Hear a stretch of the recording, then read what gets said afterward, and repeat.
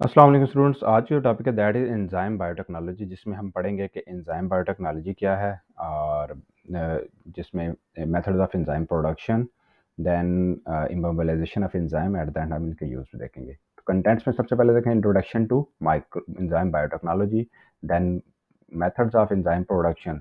अब वो method microbes को यूज़ करते हुए आप एंजाइम की प्रोडक्शन करवाते हो या प्लांट को यूज़ करते हुए या फिर एनिमल्स को।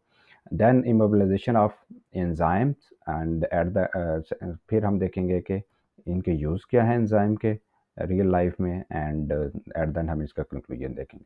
तो इंट्रोडक्शन टू एंजाइम बायोटेक्नोलॉजी, इसमें क्या होता है कि एंजाइम को यूज़ किया जाता है। इसको इसका सिंपली इसको कहा जा सकता है इसकी डेफिनेशन में कि is the use of enzyme in industrial processes. ठीक है, use of enzyme industrial process such as food industry process हो गया, यानी फूड प्रोडक्शन के लिए, फार्मास्यूटिकल और बायो फ्यूल्स की प्रोडक्शन के लिए, जैसे कि चीज़, बियर वगैरह की प्रोडक्शन, देन फार्मास्यूटिकल एंटीबायोटिक की प्रोडक्शन के लिए, या एथेनॉल जो बायोफ्यूल के तौर पे यूज़ होता है उसकी प्रोडक्शन के लिए।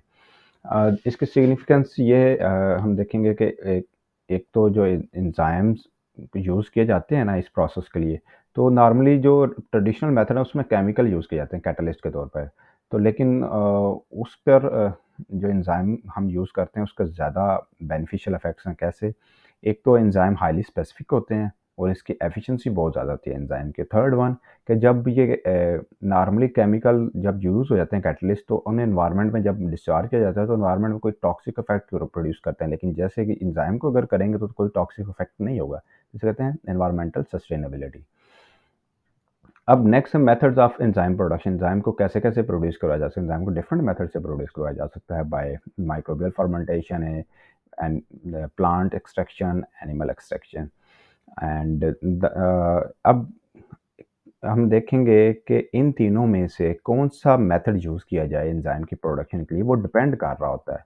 ठीक है, डिपेंड कर रहा होता है नंबर वन के आपको किस तरह का एंजाइम चाहिए, सेकेंडली कि यील्ड कितनी चाहिए आपको, और थर्ड वन क्या है कि आपको कॉस्ट इफेक्टिव कि कितनी ज़्यादा आप इसमें से इन तीनों में से कौन सा प्रोसेस जो है वो क्या है कि कॉस्ट इफेक्टिव रहेगा उसके लिए, ताकि ये हम कम से कम खर्चा आए, क्योंकि इंडस्ट्रियल लेवल पर ये होता है कि आप बेनिफिट्स की तरफ सोचते हैं कि इकोनॉमिकली और with less side effects. So start करते हैं विद माइक्रोबियल फर्मेंटेशन, पहला मेथड से।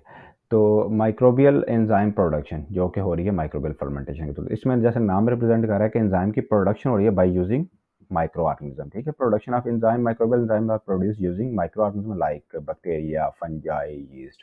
ठीक है, through fermentation and downstream process. जब फर्मेंटेशन हो जाती है ना, तो जैसे पहले भी मैं बता चुका हूँ, यहाँ पर अगर बायो फर्मेंटर है तो इसके अंदर फर्मेंटेशन होगी, तो यहाँ से आगे फिर क्या होगी, प्रोडक्ट निकाल के हम उसकी क्या कर देंगे, प्योरिफिकेशन, अल्ट्रा प्योरिफिकेशन कर देंगे। ठीक है, तो जिसे कहते हैं डाउनस्ट्रीम प्रोसेस। अब इसकी एडवांटेजेस ये हैं कि एक तो इससे जो एंजाइम्स होते हैं, ठीक है, उन्हें इजी टू प्रोड्यूस है और हैव हाई यील्ड। ठीक है, बहुत अच्छी यील्ड, ज़्यादा यील्ड मिलती है हमें एंजाइम। फिर उसके बाद can be genetically engineered to enhance their property. अब ये है कि जो माइक्रो ऑर्गेनिजम्स को अगर जेनेटिकली इंजीनियर कर सके तो हम अपनी मर्ज़ी के एंजाइम की प्रोडक्शन भी करवा सकते हैं, और समटाइम्स जो नॉर्मल एंजाइम प्रोडक्शन है इसको एनहांस भी कर सकते हैं। Then is plant enzyme production. इसमें क्या होता है कि प्लांट एंजाइम्स को प्रोड्यूस करवाया जाता है बाय एक्सट्रैक्शन मेथड, जिसे कहते हैं प्लांट एक्सट्रैक्शन मेथड। तो क्या इसमें क्या होता है, plant enzymes are extracted from plant tissues. ठीक है, अब डिफरेंट प्लांट टिश्यू यूज़ होते हैं इसके लिए, यूजिंग होमोजेनाइजेशन। ठीक है, by using different methods plant tissues को टिश्यू से एक्सट्रैक्ट किए जाते हैं enzyme by using different methods such as homogenisation, grinding and solvent extraction method. इन तीनों मेथड को यूज़ किया जाता है, ठीक है, एंजाइम की एक्सट्रैक्शन के लिए प्लांट टिश्यू से। देन इसके एडवांटेजेस ये हैं कि सबसे पहले तो सेफ़ है। माइक्रो ऑर्गेनिज्म के केस में ये होता है कि हो सकता है कि उसमें है ना, अगर प्योरिटीज़ 100% नहीं होगी तो कोई ना कोई माइक्रो ऑर्गेनिज्म अगर चला जाए साथ में, तो अगर कुछ समहाउ अपॉर्चुनिस्टिक हो या पैथोजेनिक, तो डिजीज़ काज़ कर सकता है। बट इस केस में कोई प्लांट का केस में थोड़ी सी इम्प्योरिटीज़, इससे कोई खतरा नहीं होगा, क्योंकि जनरली क्या है, ये सेफ़ है। सेकेंडली ईज़ी टू ऑब्टेन है, and third one the most important one is कि इसमें जो इसका एक्सट्रैक्शन मेथड है इसको ऑप्टिमाइज़ किया जा सकता है। ठीक है, for high yield and purity. यानी कि अगर कहेंगे कि प्योरिटी, हाई लेवल की प्योरिटी चाहिए तो उसके लिए एक्सट्रैक्शन मेथड को इन्हांस कर दिया जाता है इसके केस में, ठीक है, ऑप्टिमाइज़ कर लिया जाता है। तो मैं हाई लेवल की प्योरिटी के लिए फिर प्लांट एक्सट्रैक्शन मेथड ज़्यादा अच्छा है। देन आएगा एनिमल एंजाइम प्रोडक्शन। इसमें क्या है कि एनिमल एंजाइम को प्रोड्यूस करवाया जाता है, ठीक है। एनिमल एंजाइम्स आर एक्सट्रैक्टेड, कहाँ से एक्सट्रैक्ट करवाया जाता है इन्हें? From animal tissues. जिस तरह वहाँ से एनिमल जो प्लांट एंजाइम थे प्लांट टिश्यू से लिए गए थे, सेम ऐसे एनिमल एंजाइम कहाँ से लिए गए? एनिमल टिश्यू से। कौन कौन से? Stomach, pancreas and liver, the most important, ठीक है। स्टमक में आपको पता है वो पेप्सिन होता है, एंड लीवर में डिफरेंट एंजाइम्स और ट्रिप्सिन वगैरह, एंड पेंक्रियाज में। अब डिफरेंट एंजाइम ये डिफरेंट जगह पर प्रेजेंट होते हैं, तो हम इनको जो एनिमल्स के डिफरेंट पार्ट से लेते हैं, फिर हम इनसे क्या कहते हैं, अब एंजाइम एक्सट्रैक्ट कर लेते हैं। अब जो एक्सट्रैक्शन है एंजाइम की इन डिफरेंट पार्ट से, वो 2 मेथड से होती है।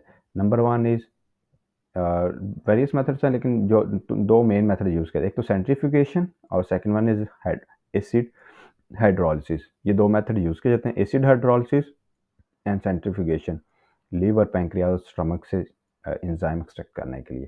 क्योंकि आपको पता है इसको इसको छोटा-छोटा करेंगे, टुकड़े हो जाएँगे। पहले स्टमक अलग करेंगे, उसको फिर छोटे-छोटे टुकड़े करेंगे, फिर उसके बाद सेंट्रीफ्यूगेशन मशीन में रखेंगे तो वो क्या बनेंगे? लेयर्स बन जाएँगी। तो उससे हमें पता होगा कि माइक्रो जो हमारे एंजाइम वाली लेयर का हमें पता होता है कि कहाँ पे ये रिलाई करे, किस डेंसिटी में होंगे, तो फिर हम उनको एक्सट्रैक्ट कर लेते हैं। एंड इसके एडवांटेजेस क्या हैं एनिमल एंजाइम प्रोडक्शन? सबसे पहले कि हाईली स्पेसिफिक है, इसकी स्पेसिफिसिटी सबसे ज़्यादा होती है एंजाइम जो। और सेकेंडली इन्हें डिफरेंट जगह पे यूज़ किया जाता है, जैसे फार्मास्यूटिकल, ठीक है, pharmaceutical. The other one is diagnostic application, ठीक है, जैसे कि एलाइजा वगैरह के लिए। अब इमोबाइलाइजेशन ऑफ एंजाइम आ गया। इमोबाइलाइजेशन जैसे कि नाम बता रहा है कि इमोबाइलाइजेशन यानी कि मोबाइलाइजेशन होता है कि मूव करना, इमोबिलाइजेशन की मीन स्टैटिक हो जाना। तो मीन एंजाइम को किसी सॉलिड सरफेस, फॉर एग्जांपल ये है, ठीक है, सॉलिड सरफेस, इसके ऊपर क्या कर देना, एंजाइम को अटैच कर देना, जैसे कि ये है, ठीक है, ये एंजाइम है, ठीक है। अब सॉलिड सरफेस के साथ एंजाइम को लगा देना, that is called immobilization of enzyme.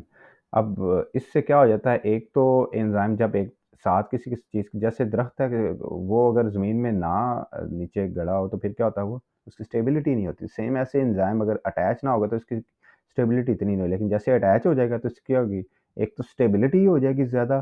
Secondly क्या हो जाएगा कि एक कोई प्रोसेस हुआ है, एंजाइम ने काम किया, यहीं पे खड़े खड़े काम कर दिया, अब वो प्रोसेस कंप्लीट हुआ है, नेक्स्ट मज़ीद आप ऐड कर सकते हैं, रीयूज़ भी किया जा सकता है। तो हम इसे कह सकते हैं कि immobilization involve attaching enzyme to a solid spot to improve, एक तो स्टेबिलिटी इम्प्रूव होती है, सेकेंडली रीयूजेबिलिटी, ठीक है। तो इसके बेनिफिट्स में सबसे पहला बेनिफिट, जैसे कि नाम रिप्रेजेंट करे, एक तो हायर, इसकी स्टेबिलिटी बहुत ज़्यादा हो जाती है, ठीक है।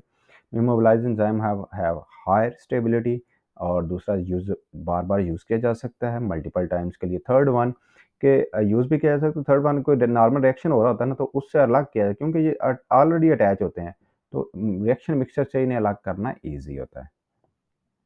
अब आते हैं यूज़। सबसे पहले तो जो वर्ल्ड में एप्लीकेशंस हैं, जिससे कि ऑलरेडी मैं डिस्कस कर चुका हूँ कि enzyme have been used in different industries. Food industry, food production के लिए, डिफरेंट फूड प्रोडक्ट्स वगैरह, चीज़, बियर वगैरह बनाने के लिए, और फार्मास्यूटिकल एंटीबायोटिक्स वगैरह के लिए, और देन बायोफ्यूल्स, एथेनॉल के प्रोडक्शन के लिए। अब प्रोडक्ट्स जो नॉर्मली अवेलेबल हैं जो एंजाइम्स की से बन रही होती है, तो सबसे पहले आती है चीज़, देन बियर, एंड देन आ रही है लॉन्ड्री डिटर्जेंट्स। ये जो सर्फ वगैरह होते हैं ना, इनके अंदर भी एंजाइम्स होते हैं। वो एंजाइम जो हैं वो इसी एंजाइम बायोटेक्नोलॉजी के थ्रू ही प्रोड्यूस करवाए जाते हैं। और ये क्या कहते हैं, ये एंजाइम जो आप ग्रीस वाले जो कपड़े हो जाते हैं, इनको रिमूव करने के लिए, इनके ऊपर ग्रीस से रिमूव करने के लिए, इसमें बड़ा हेल्प रोल प्ले कर रहे होते हैं। डिफरेंट तरह के जो प्रोटीन कंटेंट अगर खाने के ऊपर लगे होते हैं तो वो उनको ब्रेक करने में रोल प्ले कर रहे होते हैं। तो लॉन्ड्री, ये सर्फ के अंदर भी एंजाइम्स होते हैं, ठीक है, तो इसका लॉन्ड्री डिटर्जेंट्स में, ठीक है। और लॉन्ड्री डिटर्जेंट्स बनाने के लिए जैसे कि यूज़ हो रहे हैं, और इसके अलावा डायग्नोस्टिक टेस्ट के लिए भी यूज़ होते हैं एंजाइम्स, जिसमें क्या होता है जैसे एलाइजा किट वगैरह में। अब कंक्लूजन में हम सिंपली कह सकते हैं, सबसे पहले तो जो एंजाइम बायोटेक्नोलॉजी है ना, offer many advantages over normal जो चल रहा है ट्रेडिशनल केमिकल प्रोसेस उसके ऊपर एंजाइम बायोटेक्नोलॉजी ज़्यादा एडवांटेजेस रखती है। अब choice of enzyme production depend कर रही होती है कि आपको किस तरह का एंजाइम चाहिए, ठीक है? Type of enzyme need and desired yield, कितनी यील्ड चाहिए। Or then immobilization of enzyme have many benefits and has been used in many applications like medical. uh, Most important one is medical application के लिए use किया जाता है। Thank you so much.